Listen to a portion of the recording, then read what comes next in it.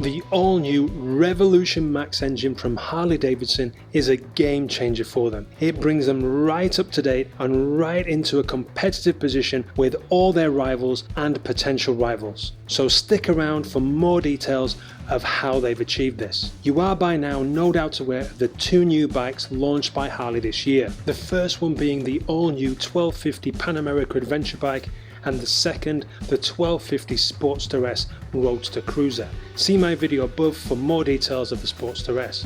Both of these bikes share the same all-new Revolution Max powertrain, albeit with the new engine being specifically tuned for each bike. In this video we'll look at the differences between the engine in the Pan America and the Sportster S, and a quick look at some of the details of the new engine developed by Harley Davidson. Be assured you can expect to see a version of this engine in upcoming models. Hello and welcome to Moto Chatter. Let's dive into the details of the Revolution Max powertrain. The Revolution Max engine is manufactured in Harley Davidson's home in Milwaukee, Wisconsin, with the bike assembly, framework, tanks and bodywork being done in York, Pennsylvania. The new engine is a liquid-cooled 60-degree V-twin with 4 valves per cylinder, double overhead cam, variable valve timing and dual downdraft throttle bodies. It is lightweight and compact and takes Harley Davidson leaps and bounds ahead in terms of performance and engine technology.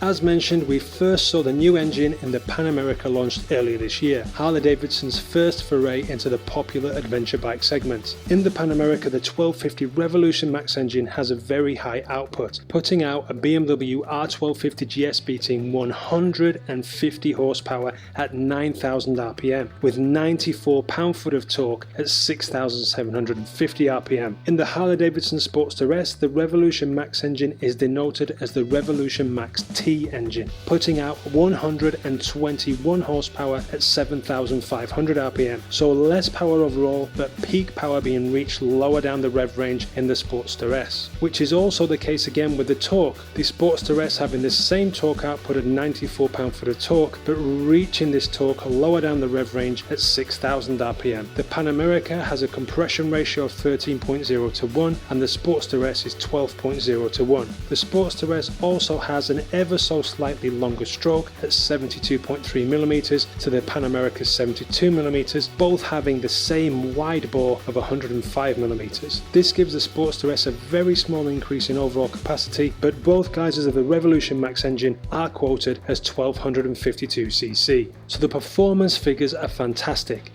and consumption figures are good too. The Revolution Max engine is capable of 46 mpg in the Pan America and 49 mpg from a Revolution Max T version in the Sportster S. The differences in performance output from the engines make sense, as the Pan America and Sportster S are very different motorbikes for very different uses, but the underpinning architecture and technology of the engine is the same across both bikes.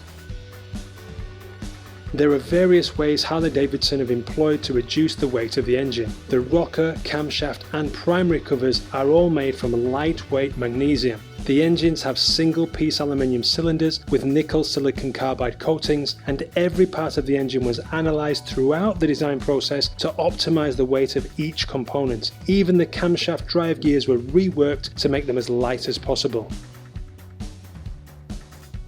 The Revolution Max power plant isn't just an engine, it is designed to form a stressed member of the chassis, which helps to reduce weight as there is no need for a traditional frame, and it makes the chassis stiffer while aiding mass centralisation, all resulting in better performance and handling for the rider regardless of which bike the engine is in. Leveraging their experience in flat track racing, Harley Davidson offset the crank in the Revolution Max engine by 30 degrees to create a 90-degree firing order from this 60-degree V-twin, resulting in a smoother power delivery, particularly at higher RPM. Forged aluminium pistons with chamfered bases and low-tension piston rings reduce friction and further improve performance, with oil cooling jets at the bottom of the pistons to dissipate combustion heat. The Revolution Max engine has incorporated knock sensors to protect it when running burning lower octane fuels and will produce full power from just a 91 octane fuel. As mentioned, it has 4 valves per cylinder, with the cylinder head being made from high strength 345 aluminium alloy, allowing it to be flexible around the mountings but rigid over the combustion chamber. The double overhead cam reduces valve train inertia, helping to make higher peak power, and the drive side camshaft bearing journal is part of the drive sprocket, which makes it possible to remove the camshaft for servicing or upgrades without having to disassemble the camshaft. The hydraulic lash adjuster design makes the valve train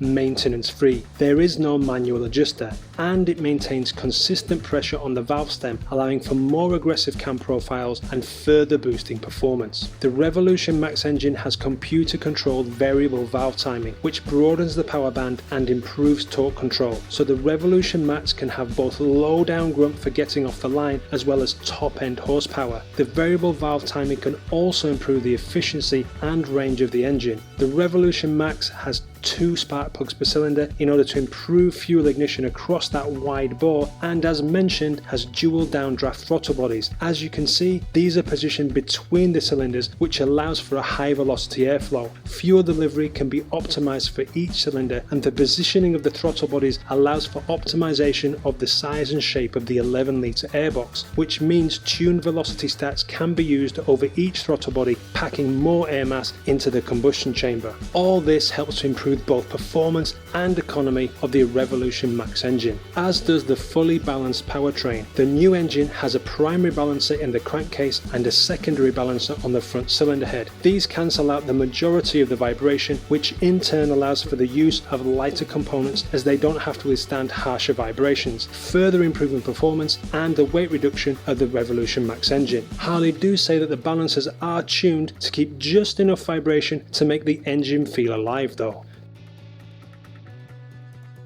The engine is mated to a 6-speed gearbox with clutch assist for lighter clutch feel. The clutch has 8 friction plates to provide consistent engagement at maximum torque, and it also has a slipper function to help with downshifts. The transmission system is lightened to improve performance and shift quality, and it has a semi-dry transmission cavity to reduce power loss and improve economy, as the gears don't have to fight through oil on each rotation. There are even more design details to the new Revolution Max engine than I can go into here, but it is clear that Harley Davidson have put a great deal of thought and effort into this new engine and drivetrain, which has brought them right up to date and puts them in a very competitive position, not only with regards to performance but also economy, ease of service and longevity of the engine, all while keeping the classic and well loved Big V twin. Hats off to you, Harley Davidson. I hope you enjoyed the video and found out some new information on the engine. If you did, go ahead and give it a thumbs up and subscribe for plenty more motorcycle videos to come. Click the link on screen for more details of the all new Sportster S, and whatever you do, have a great day and thanks for watching.